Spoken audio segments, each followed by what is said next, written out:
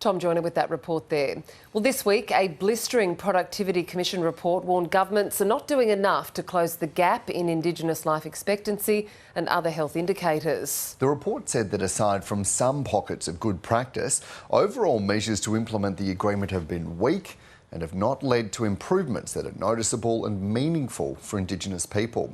Denise Bowden is the Chief Executive of the Yothu Yindi Foundation and joins me now from Darwin. Denise, welcome to the program. Good morning. You put in a submission for this review. Tell me, what did you make of the report that came out this week? I think we called it a black market version of Groundhog Day, which is really quite saddening for us.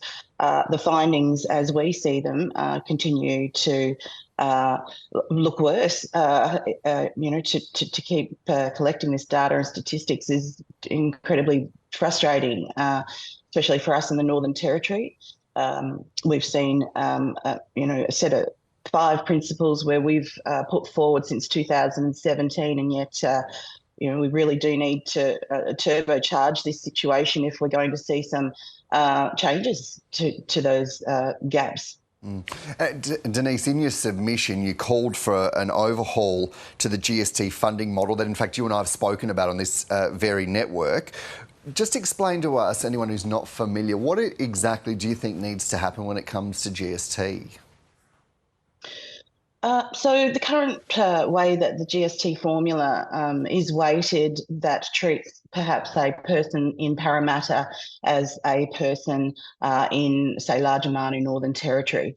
Now, if you have a look at that situation, you'll see that a person in Larger is not does not have the certain privileges that the cities do, and disadvantage is one of those things: impoverishment, housing, health, roads, the old roads, the ability to get in your car and reach the local supermarket remains quite a challenge for us in Indigenous communities. However, I wanted to mention that the accountability for infrastructure deficits has not actually come to the fore since self-government here in 1978, for example. So there are these structural deficiencies that rate us in a constant state in its current formula, in perpetuity, basically. That needs to be rechanged to account for all of these situations. That we all know the situation in West Australia, where the GST formula, puts WA ahead of the game when Western Australia is doing such ahead of the game with their mining situation over there. So there are many other pieces of GST situations that we need to consider, but it is certainly something that has been lacking and we have been calling for since 2017. It does need analysis and it does need a turbocharged change. Yeah, and if you're in Larger Manu or just outside of Katherine, where you grew up, or Tennant Creek, where I grew up, in your report you talk about, or your submission, you talk about that the GST model has developed such that disadvantage has become a valuable commodity.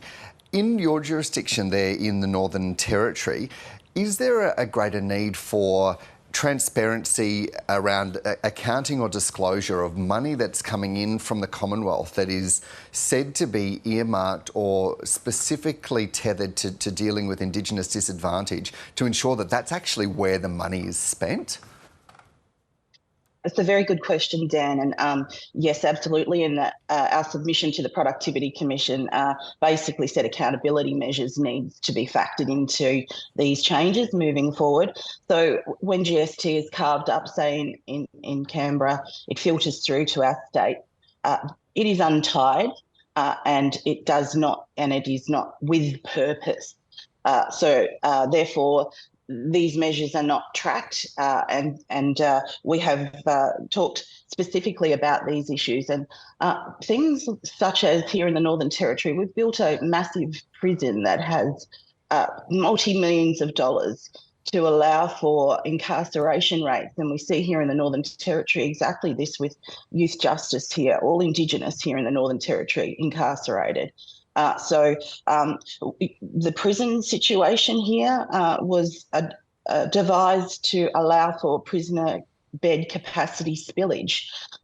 So in North East Arnhem Land, for example, we look at that differently. We're currently working on our education portfolio at the moment. We're looking to build an $80 million education facility that tries to alleviate those in the future.